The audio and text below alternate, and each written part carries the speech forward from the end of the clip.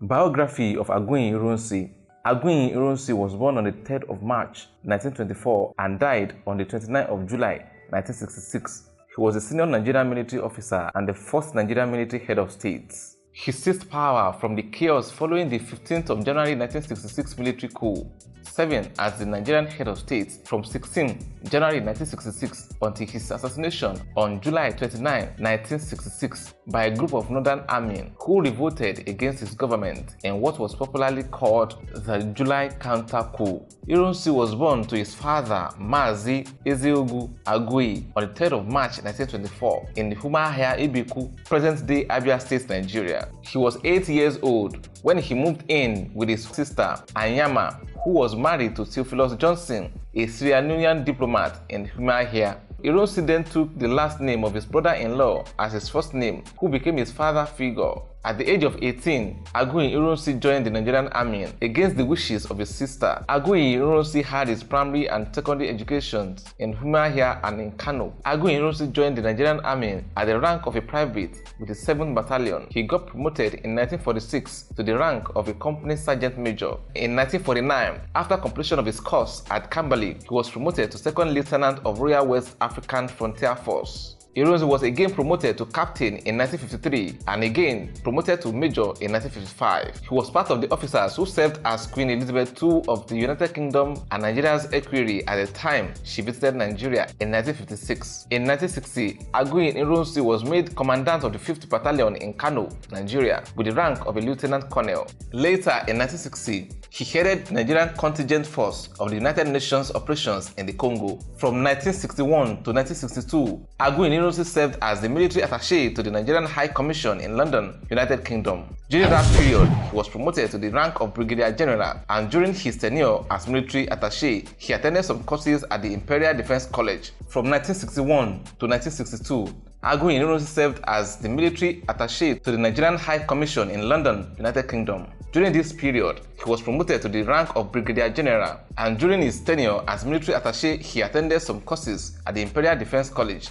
renamed Royal College of Defense Studies in 1970. In 1964, he was appointed the commandant of the entire United Nations peacekeeping forces in the Congo. In 1965, Aguiyi-Ironsi was promoted to the rank of Major General. That same year, Major General C.B. Welby Everard handed over his position as the General Officer Commanding GOC of the entire Nigerian Army to Major General Aguiyi-Ironsi, making him the first Nigerian indigenous to head the entire Nigerian Army. In January 1966, a group of army officers led by Major Chukwuma Ezeogu overthrew the central and regional governments of Nigeria, killed the Prime Minister, and tried to take control of the government in the field coup d'etat. Ezeogu was countered, captured, and imprisoned by Major General Johnson Aguiyi-Ironsi. Ironsi was named military head of state on the 17th of January 1966, a position he held until 29th of July 1966, when a group of Northern Army officers revolted against the government and killed Aguiyi-Ironsi. Aguiyi-Ironsi spent 194 days in office.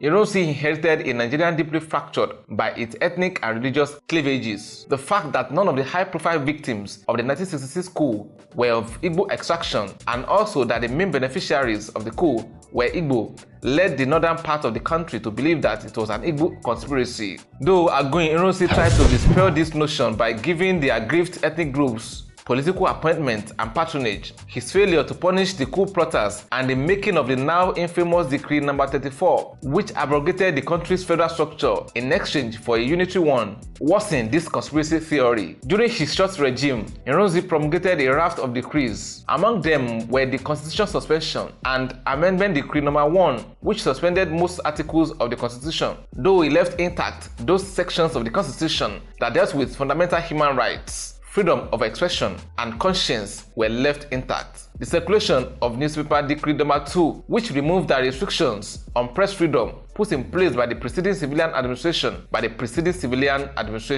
Ironically, Ironsi made a defamatory and offensive Decree No. 44 of 1966, which made it an offense to display or pass on pictorial representation, sing songs, play instruments with the words of which are likely to provoke any section of the country. He also, as per the proposals of a single-man committee, passed the controversial Unification Decree No. 34, aimed to unify Nigeria into a unitary state. On the 29th of July 1966, Aguiyi-Ironsi spent the night at the government house in Ibadan. As part of a nationwide tour, his host, Lieutenant Colonel Adekunle Fajuyi, military governor of Western Nigeria, alerted him to a possible mutiny within the army. Aguiyi-Ironsi desperately tried to contact his army chief of staff, Yakubu Gowon, but he was unreachable. In the early hours of the morning, the government house Ibadan was surrounded by soldiers led by Theophilus Danjuma. Danjuma arrested Aguiyi-Ironsi and questioned him about his alleged complicity in the coup, which saw the death of the Sardana of Sokoto, Ahmadu Bello.